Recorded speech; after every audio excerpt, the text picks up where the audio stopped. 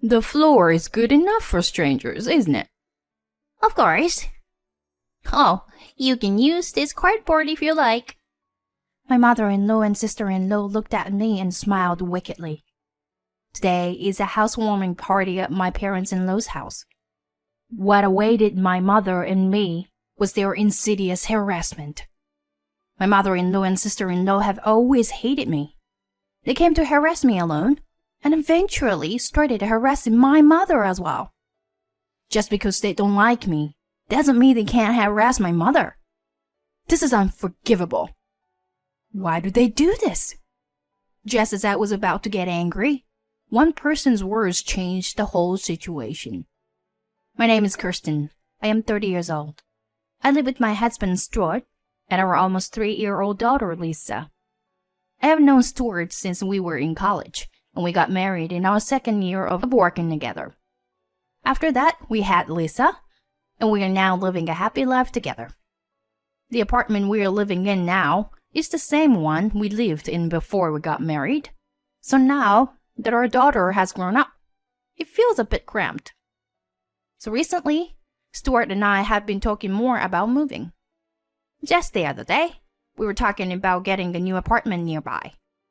We're all getting older, and it's time to move into a bigger place. I nodded broadly at my husband's remarks. You're right. Lisa has recently started asking for her own room too. Maybe we should seriously think about moving. Right. Maybe we should go to an information session about a new apartment building. Yeah, let's do that. I hear it's a nice place with a big layout. Thus, we began to move our preparations for our move. We attended an information meeting about condominiums and finalized our plans, taking into consideration things like the possibility of more children. Then one day, my father-in-law called me to see Lisa, and we went to see him for the first time in a long time. I didn't want to go, but since he asked me, I had no choice but to go. Why don't I want to visit my in-laws? You ask. It's because of my husband's family structure. My father-in-law, mother-in-law, and sister-in-law lives in the house. My father-in-law, Harry, is a quiet and gentle man who takes good care of Lisa. But my mother-in-law, Tracy, and sister-in-law, Morgan, have one or two quirks that I don't like. It's not that I don't like them, it's just that I don't get along with them. I guess they think the same of me. From the very beginning of our marriage, they never wanted to have anything to do with me. They don't harass me, but whenever I visit them, they look at me weirdly and whisper. Call me paranoid, but I wasn't fond of them because of their attitude. However, they never spoke to me. The only thing that saved me was the minimal amount of conversation we had. But this day was different. My mother-in-law, who normally doesn't talk to me at all, came up to me with a happy look on her face. Kirsten, listen, we're trying to build a new house. What? Really? I was a little surprised because this is the first time I heard of this. You see, my father owns a lot of real estate. Right? He inherited a lot from his grandfather's generation. This house is getting old, so we decided to rebuild it. I didn't know that. That's nice. Isn't it? But my husband doesn't like the idea. Oh, I know. Let's have your family live here with us. What? Us? Yes. I'm sure my husband will be very generous with his money if you and Lisa move in with us. My face involuntarily scrunched up from the idea of living together with this family. Then my sister-in-law, who was listening to the conversation, interrupted and started to get in on the fun. That's a good idea. Stuart told me you guys were thinking of moving, right? Then just move in with us. But if you want to raise children, a house is definitely better than an apartment. You don't have to worry about the next room when they make noise. And we have the manpower. That might be true, but... Right? Yeah. Then it's settled. Dad, Kirsten's family is moving into the new house with us. Well, Morgan, I'm not sure I'm quite sure yet. Then my father-in-law heard what my sister-in-law said, and his eye lit up. And he had a happy expression on his face. Really? If I get to live with the lovely Lisa? My father-in-law's reaction made it impossible for me to say no to him. For some reason, the conversation proceeded as if we were going to live together. And my mother-in-law and sister-in-law happily began to decide on the floor plan. I called out to my husband, who was playing with my daughter. Hey, Stuart, we're talking about moving in together. Well, didn't you agree to my sister's proposal? I didn't agree to it. It kind of just happened. And your dad seemed so happy about it that I just couldn't say no. But you know what? It's not that bad, right? We're just thinking about moving, and we got lucky that we get to live in a new house. That's true, but... Right? Don't you think it would be nice if we all lived together? Dad would be happy to live with Lisa. I couldn't be happy to live with them from the bottom of my heart. But my husband has a point. My father-in-law has loved me like a real daughter ever since we got married. Wouldn't it be better for my daughter to live in an environment with her grandparents? However, I wonder if it's okay to make a decision to move in together in such a casual manner. What if something goes wrong after we start living together? I couldn't help but feel uneasy when I thought about it. The conversation was progressing in the direction of moving in together, and I was no longer in a position to intervene. My husband got into the groove and started deciding on a floor plan. My father-in-law was not too keen on the idea of rebuilding, but he was so happy to be able to live with his granddaughter that he repeatedly said, "I'm looking forward to it." Even Lisa said, "We can live with Grandpa." She sounded happy. There was no way I could say no at this point, so we decided to make the move. That night, after I put our daughter to bed, I complained to my husband, who was drinking a beer. "Stuart, are we really going to move in with them? Shouldn't we think this through?" Why are you saying this now? Dad looks so happy. It's a great idea. It's good for him, maybe, but... Are you saying you can't do it now? It's going to make it harder for you to visit my parents. But it's okay, Kristen. I'm here for you if you need help. I was so taken in by my husband's words that I decided to move in with his parents. Soon, my fears became reality. A few months later, the reconstruction of my parents-in-law's house started. The original house was to be torn down, and a new house was to be built there, so my parents-in-law would be temporarily without a place to live. My father-in-law rented a monthly apartment near his workplace, and my mother-in-law and sister-in-law moved into our little apartment. I was told this 3 days before they were to move. My mother-in-law and sister-in-law moved in one by one without regard to my schedule. "Kristen, make me coffee." My unreserved mother-in-law's request made me furrow my brow. "I'm sorry, Tracy. It's already time to drop Lisa at daycare." What? You can't listen to your mother-in-law? No, it's not that. Just when I was getting upset by my mother-in-law's pressure, my sister-in-law threw a tantrum. "You know, Christine, we're going to let you live in that house after the rebuilding is finished, so you should be more grateful to us." But I don't have time. "You can be a little late to daycare, can't you? Make me a cup of tea, too." "I can't. I also have to go to work." Shut up. Do as you're told. If you don't, I won't let you live in our house. I had no choice but to put my bag down and start preparing tea as I was told. Tracy and Morgan are grinning and laughing like fools. Why am I in this situation? They never say such unreasonable things when Stuart is around. What am I supposed to do now that my schedule is all screwed up? Is this going to be my life forever if I move in with them? I can't stand it. However, I don't have the courage to rebel against my mother-in-law and her family. I was miserable at being at their mercy. My mother-in-law and sister-in-law do not work and are always at home. I couldn't find the right time to talk to my husband about it. I was running out of patience with the daily torment. Then one day, I was on my way to pick up Lisa from work when I received a phone call from my mother. Hello, Kristen? Are you? Mom? Hey, what's up? You don't seem well. I've had it up to here, so I told my mother how frustrated I am.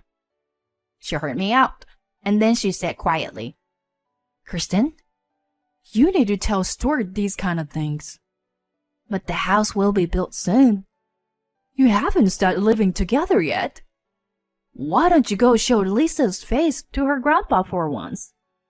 Yeah. Okay. I'll talk to Stuart. With my mother's encouragement, I decided to tell my husband how I felt. I can't talk to him at home because my mother-in-law and sister-in-law are there, so I make a phone call right then and there. My husband had just left the office and asked me quickly what's wrong. I decided to get right to the point. I can't live with your family after all. What? What's wrong? What are you talking about? I'm being harassed by your mother and sister. What?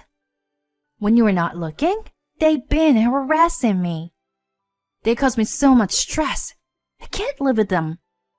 Hey, calm down. They should both at home right now, so we'll figure this out when the house is finished, okay?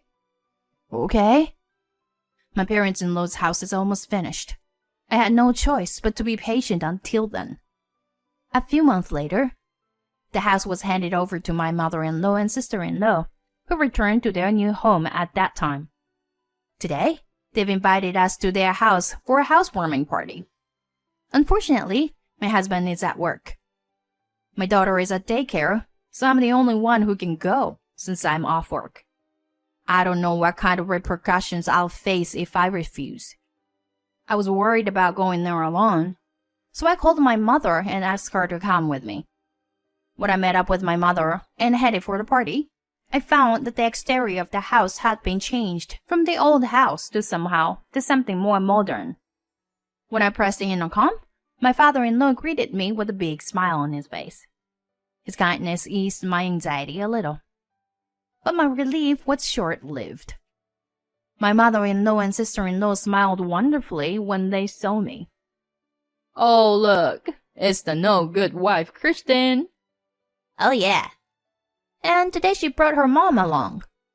Is your mom a no-good wife, too? My mother and I were mortified by their words. My father-in-law shouted, "How dare you?" But the girls continued relentlessly. Kirsten, I'm sorry, but we don't need you anymore. We only asked you to move in with us because we wanted a new home. And yes, we knew my dad would be thrilled to have you and his grandchild move in with him. And we knew he would be thrilled to get you a new place to live. Well, why don't you sit down anyway? The floor is good enough for strangers, isn't it? Of course. You can use this cardboard if you want. They said that and threw a piece of cardboard at my mother and me. There was a moment. I opened my mouth quietly, desperately restraining my trembling body from exploding with anger that I had been keeping under wraps. How dare you do this? I can't allow this to happen, no matter how much it cost. But the two of them were smiling and looking at me. How can I let my anger get through to these people? Then in the next moment, you strangers, please get out of my house, my father-in-law said in a calm tone. At his words, my mother-in-law and sister-in-law said, "That's right. Get out." They chimed in. My father-in-law's eyes widened and he yelled at them. Don't play with me. I'm talking about you strangers. What? Dad? What kind of joke is this? Stuart told me that you both have been harassing Kristen, but I didn't think it would go this far. What's with your attitude when Kristen let you stay in her home until this house was built? Don't you feel any shame in doing such a stupid thing? You're misunderstanding. That's right, Dad. Mom and I have been training Kristen to be a better wife. Shut up. You two can't even do your own housework. How can you be so stupid as to invite Kristen to live with us and use her to build this house? I get my permission for a new house so that we could all live together happily. The smile on my mother-in-law's and sister-in-law's faces disappeared at the sight of my father-in-law's selfish expression. They were speechless, and my father-in-law shouted at them. You're no longer family. I own this house, and I want you out of here. The girls turned and ran to me. They bowed down to my mother and began to plead with me in a deliberate manner. Kristen, do something about this. Yeah, if you don't do something, he'll throw me and my mom out. What are you talking about now? In response to my coldness, they began to explain. Please, convince him. Tell him that we should all live in together. If my dad gets any angrier, he won't be able to take it back, will he? Hurry up. Even after all this time, they still haven't apologized to me.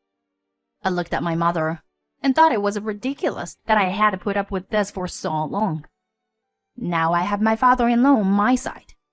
I had nothing to fear anymore, and I told them both in no uncertain terms. Cut the crap. You've been picking on me all this time. You want me to help you when things get bad? Are you kidding me?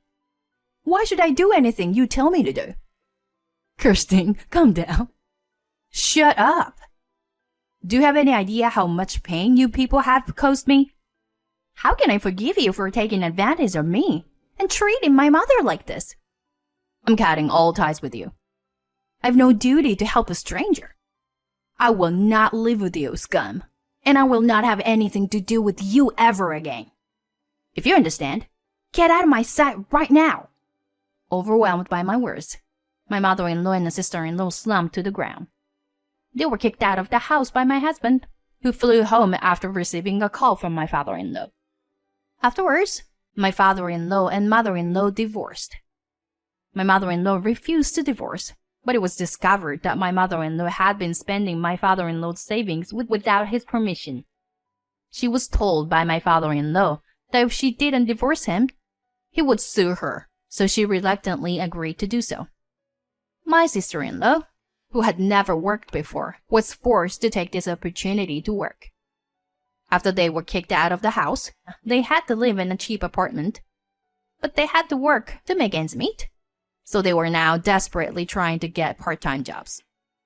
I, on the other hand, have lost the reason for refusing to live with them now that my mother-in-law and sister-in-law are gone.